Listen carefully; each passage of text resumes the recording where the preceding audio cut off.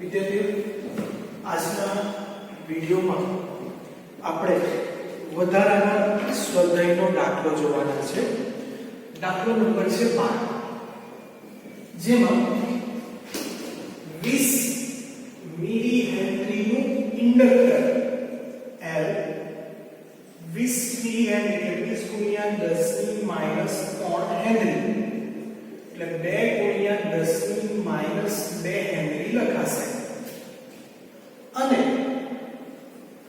50 માઇક્રોફેરાડનું capacitor C બરાબર 50 microfarad તો 50 ગુણ્યા 10 ની માઈનસ 6 ફેરાડ એટલે આ 5 ગુણ્યા 10 ની માઈનસ 5 ફેરાડ થશે. ધરાવતા LC પરિપથમાં કેપેસિટર ઉપર પ્રારંભિક વિદ્યુત ભાર 10 મિલી કુલમ એટલે 10 ગુણ્યા 10 ની માઈનસ 3 કુલમ એટલે 10 ની ઘાત માઈનસ 2 કુલમ વિદ્યુત ભાર એનો થશે. જો પરિપથનો અવરોધ અવગણી શકાય તેટલો છે, ધારો કે પરિપથ પૂર્ણ કરવામાં આવે તે ક્ષણ t બરાબર 0, તો પહેલું પ્રારંભિક સંગ્રહિત ઊર્જા કેટલી? ચાલો સંગ્રહિત ઊર્જા શોધવાની તો u નું સૂત્ર આવે q² / 2c. તો q ની વેલ્યુ મૂકી દઈએ તો 10 ની ઘાત માઈનસ 2 નો વર્ગ એટલે માઈનસ 4 2 ગુણ્યા c ની વેલ્યુ 5 ગુણ્યા 10 ની માઈનસ 5 ઘાત. તો આમ અહીં જે ઊર્જા આવશે એ આવશે 1 જૂલ જે. ચાલો બી ભાગ, પરિપથની પ્રાકૃતિક આવૃત્તિ કેટલી? પ્રાકૃતિક આવૃત્તિ એટલે f, તો f = 1/2 pi √LC. 1/2 pi ની વેલ્યુ 3.14. ચલો L 2 ગુણ્યા 10 ની માઈનસ 2 ઘાત ગુણ્યા C 5 ગુણ્યા 10 ની માઈનસ 5 ઘાત. તો આમ ફાઇનલી જે f નો જવાબ આવશે તમે કેલ્ક્યુલેશન કરીને જોજો તો 159.2 હર્ટ્ઝ જેટલો છે. હવે આપણે C ઉપર જઈએ. કયા સમયે સંગ્રહિત ઊર્જા એટલે C માં શોધવાનો છે સમય, જેમાં પહેલો સંપૂર્ણ વિદ્યુત ઊર્જાનો કેપેસિટરમાં સંગ્રહ પામે. તો ધારો કે t સમય સંપૂર્ણ વિદ્યુત ઊર્જા રૂપે કેપેસિટર માં સંગ્રહિત હશે. તો આ સ્થિતિ આગળ આપણે વિદ્યુત ભારનું સૂત્ર આપણને ખબર છે કે t બરાબર t સમય q બરાબર q0 cos omega t. q0 ની જગ્યાએ મહત્તમ વિદ્યુત ભાર q પણ આપણે લખતા છે, બંને સેમ છે. તો q બરાબર q0 cos ઓમેગા ની જગ્યાએ 2 pi / t સ્મોલ t. ચાલો તો શરૂઆતમાં કેપેસિટર ઉપરનો વિદ્યુત ભાર મહત્તમ હોય એટલે ત્યારે શરૂઆતમાં આપણે q ની જગ્યાએ q0 તરીકે લઈએ છીએ. તો બરાબર q0 cos 2 pi / t. તો આ કેન્સલ થશે, તો આ બાજુ 1 = cos 2 pi t / small t. તો હું અહીં 2 pi t * small t રાખું, cos પહેલી બાજુ જશે તો cos ઇન્વર્સ 1, તો માટે 2 pi t / small t.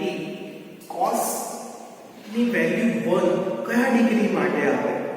તો cos ની વેલ્યુ જે 1 છે એ 0 ડિગ્રી, pi ડિગ્રી, 2 પાઈ 3 પાઈ જેવા માટે આવે છે. તો આવા તો ઘણા બધા માટે આવે છે. માટે હું એક નોર્મલી રેડિયનમાં આન્સર લઈએ છે n પાઈ, જ્યાં n 0 1 2 up to -s. તો આ પાઈ કેન્સલ, તો અહીંયા સમય મળશે t n capital T by 2. તો આમ કેપેસિટરમાં t સમયે સંગ્રહિત ઊર્જા એ કેટલી હશે?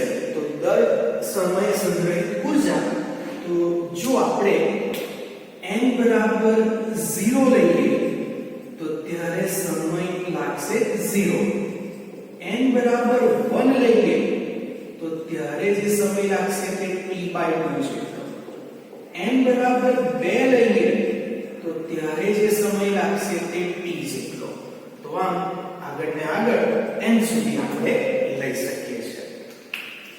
ચાલો, આ જ રીતે હવે સી માં બીજો ભાગ છે કે સંપૂર્ણ ચુંબકીય ઊર્જા રૂપે ઇન્ડક્ટરમાં સંગ્રહિત ઊર્જા. એટલે હવે ઇન્ડક્ટર સાથે જોઈએ તો હવે ઇન્ડક્ટર માટે q બરાબર q0 cos ઓમેગા t. પણ ઇન્ડક્ટર આગળ જે વિદ્યુતભાર છે, જેવો આપણે ઇન્ડક્ટર જોઈન્ટ કરી દઈએ LC દોલનમાં, તો શરૂઆતમાં તો આપણને ખબર છે માત્ર કેપેસિટર હોય ત્યારે વિદ્યુતભાર મહત્તમ છે. જેવું ઇન્ડક્ટર જોઈન્ટ કરવામાં આવે એટલે વિદ્યુતભાર ઘટવા માંડશે અને પરિપથમાં વહેતો પ્રવાહ વધવા માંડશે. તો એ સ્થિતિમાં અહીંયા વિદ્યુતભાર 0. તો આમ 0 q0 cos ઓમેગા ની જગ્યાએ 2 pi by t into small t. તો માટે cos 2 pi by t into small t is equal to 0. તો માટે 2 પાઈ t બાય કેપિટલ T બરાબર cos inverse 0. તો માટે 2 પાઈ t બાય કેપિટલ T બરાબર cos 0 ની ડિગ્રી ક્યારે આવે? તો એનો જે જવાબ છે તે π/2 3π/2 એવા આન્સર માટે આવે છે. તો એના માટે આપણે બેઝિકલી ઇક્વેશન લઈએ twice n plus 1 π/2. તો અહીંયાથી આ પાઈ કેન્સલ. તો હવે અહીંયા સમય કેટલો? તો twice n plus 1 t by 4. જ્યાં અહીં પણ n બરાબર 0 1 2 up to -s. તો આપણે જો n બરાબર 0 લઈએ તો ઇન્ડક્ટરમાં એ સમય કેટલો લાગશે? સાનો સમય આપણે શોધીએ છીએ સંપૂર્ણ ચુંબકીય ઊર્જા રૂપે સંગ્રહ પામે એ માટે લાગતો સમય. તો n ની વેલ્યુ જો 0 હોય તો આન્સર આવશે t/4. જો n ની વેલ્યુ 1 લેવામાં આવે તો 2 વત્તા 1 એટલે 3t/4. ચાલો, જો n ની વેલ્યુ 2 લેવામાં આવે તો 2 નું 4 વત્તા 1 એટલે 5 5t/4. તો આમ n ની વેલ્યુ વધારીએ એ પ્રમાણે આપણને આ સમય મળતો જાય છે. હવે આગળનું સેક્શન એ છે આપણો ડી માં આજે ઇન્ડક્ટર અને કેપેસિટર વચ્ચે કયા સમયે કુલ ઊર્જા સમાન હશે? તો કેપેસિટર અને ઇન્ડક્ટર વચ્ચે ઊર્જા સમાન થાય ત્યારે જે સંગ્રહિત ઊર્જા છે q²/2c એ અડધી થઈ જશે. તો is equal to 1/2c અને આને q/√2 આખાનો વર્ગ લખી શકું. બેઠું આ ક્વેશ્ચન ને બેઠો ઉપરનો છે કે બદલ્યો નથી. તો એમ કહી શકાય કે જ્યારે વિદ્યુતભાર q/√2 જેટલો હશે તો ત્યારે આપણે ઇન્ડક્ટર અને કેપેસિટર વચ્ચે જે સમય કુલ ઊર્જા સમાન હશે એ માટેનો સમય શોધી શકશું.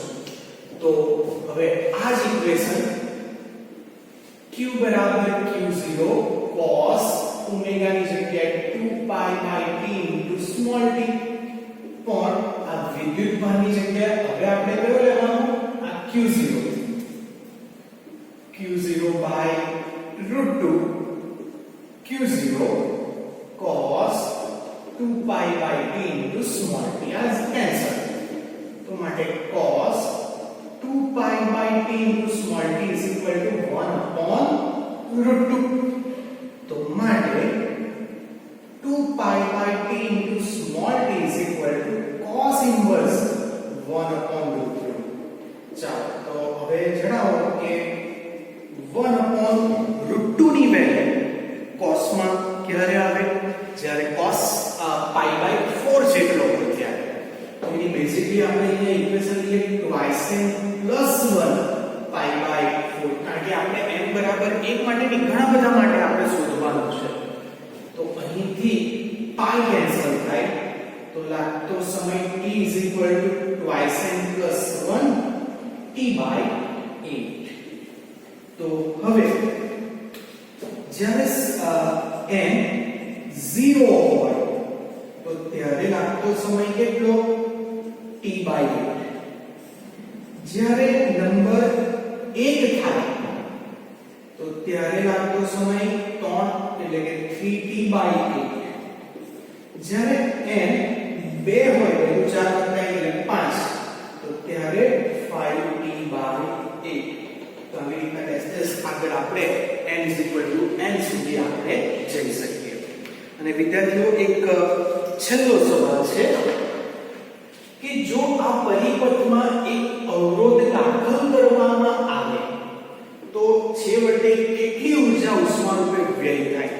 તો આપણે જાણીએ છીએ કે અહીંયા તો LC દોલન છે, અવરોધ છે જ નથી. હવે અવરોધ દાખલ કરવાનો છે તો ત્યારે એવું થશે કે આ LC દોલન જે દોલન કરે છે એ દોલન ધીરે ધીરે મંદ થવા માંડશે. એટલે કે ધીરે ધીરે એ ધારો કે પહેલા આવી રીતના દોલન કરતા હશે પછી ધીરે ધીરે ધીરે એના દોલન બંધ જેવા થવા માંડશે અને છેવટે બધી જ ઊર્જા એ ઉષ્મા ઊર્જા રૂપે વ્યય થઈ જશે. તો આ રહે છે આન્સર E નો, આ ક્વેશ્ચન E નો એ આન્સર.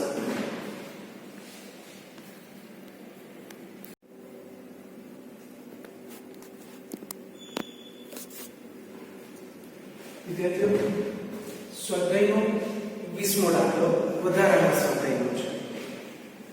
અહીં L ની વેલ્યુ 0.12 હેનરી, કેપેસિટર 480 નેનો એટલે 10⁻⁹ ફેરાડ તથા અવરોધ R 23 ઓહ્મ ધરાવતા LCR શ્રેણી પરિપથ સાથે ચલ આવૃત્તિ વાળો 230 વોલ્ટનો સ્ત્રોત જોડેલો છે. સપ્લાય એટલે કે VRMS એ 230 વોલ્ટ જેટલો છે. ચાલો તો પહેલું પ્રવાહ પંપ વિસ્તાર મહત્તમ બને તે માટે સ્ત્રોત આવૃત્તિ કેટલી હશે? તો સ્ત્રોત આવૃત્તિ ઓમેગા = 1/√LC. આ સૂત્ર મૂકી કે તમે ગણી શકશો. બીજું ઓમેગા = 2πf. તો માટે f = ω/2π. આનો જે આન્સર આવે ભાગ્યા 2π કરશો એટલે આવૃત્તિ તમને 663 હર્ટ્ઝ મળશે. ચાલો તો આવૃત્તિ કેટલી હશે? આ માટે મહત્તમ મૂલ્ય કેટલું? ચાલો બીજી વસ્તુ છે. તો હવે અહીં અનુનાદની સ્થિતિ છે તો અનુનાદ માટે XC = XL થાય.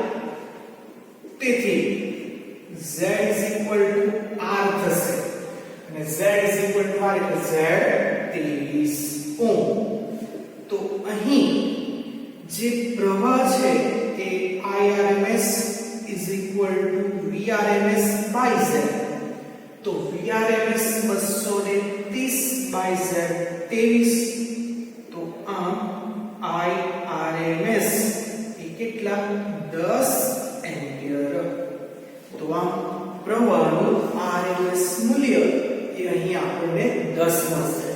પણ અહીં પ્રવાહનો અંક વિસ્તાર મહત્તમ બને એટલે કે મહત્તમ પ્રવાહ શોધવાનો છે. તો અહીં I RMS is equal to Im by 2. તો માટે Im is equal to IRMS into 1.41. તો આ 10 IRMS ની વેલ્યુ છે 10 ગુણ્યા 1.41. તો આ મહત્તમ પ્રવાહ એ 14.1 એમ્પિયર. ચાલો હવે આપણે પહોંચીએ છીએ B ઉપર. પરિપથ શોષાતા સરેરાશ પાવરનું મૂલ્ય મહત્તમ બને તે માટે સ્ત્રોત આવૃત્તિ કેટલી હશે? આ મહત્તમ પાવરનું મૂલ્ય કેટલું? ચાલો પાવરનું સૂત્ર છે પાવર P બરાબર VRMS IRMS cos phi. આપણી પાસે VRMS અને IRMS બંનેની વેલ્યુ છે 230 ગુણ્યા 10 cos phi is equal to R by Z.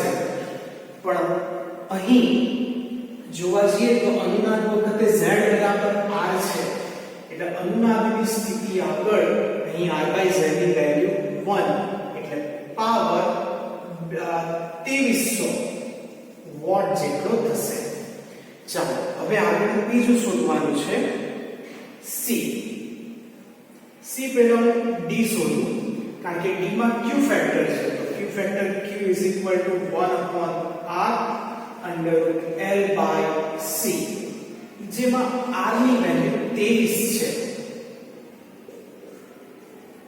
L 0.12 અને C 448 ગુણ્યા 10 ની -8 ઘાત કરું.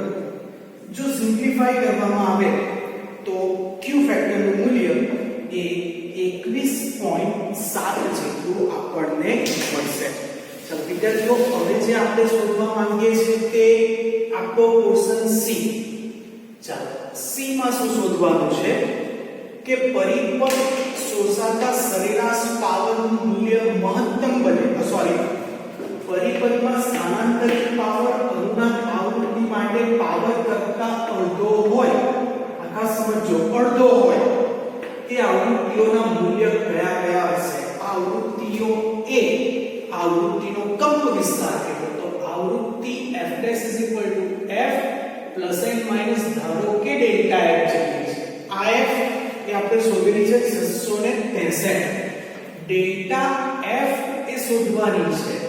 તો આપણી પાસે ઓમેગા = 2πf સૂત્ર છે. જો આપણે ફેરફાર તરીકે લઈએ તો ડેલ્ટા f = ડેલ્ટા ઓમેગા ના છેદમાં 2π લખાય 1/2π. હવે ઓમેગા ની value r by twice L છે. અહીંયા કીધી છે કે જે ઓમેગા આવે એટલે કે પ્રાકૃતિક કોણીય આવૃત્તિ આવે એ કરતા અડધો છે માટે બાય અહીંયા 2 છે. બાકી તો સૂત્ર r by L જ થાય. તો આ જે f છે એની વેલ્યુ 663 પ્લસ એન્ડ માઈનસ 1/4 પાઈ ની વેલ્યુ 3.14. r અવરોધ છે 23 L 0.12. તો આ 663 પ્લસ એન્ડ માઈનસ પેલાનો જો ગુણાકાર કરીએ તો એનો જવાબ 15.25 આવશે. તો આ આવૃત્તિ 663 વત્તા 15.25 થી 663 ઓછા 15.25. તો આ આવૃત્તિનો જે વિસ્તાર છે એ આવૃત્તિનો વિસ્તાર સરવાળામાં 678 ની નજીક જવાબ આવશે અને બાદબાકી 663 ઓછા 15.25 કરતા એપ્રોક્સિમેટ 648 હર્ટ્ઝ જેવો આનો જવાબ આવે છે. તો આ તો આપણો સ્વાધ્યાયનો 20મો દાખલો.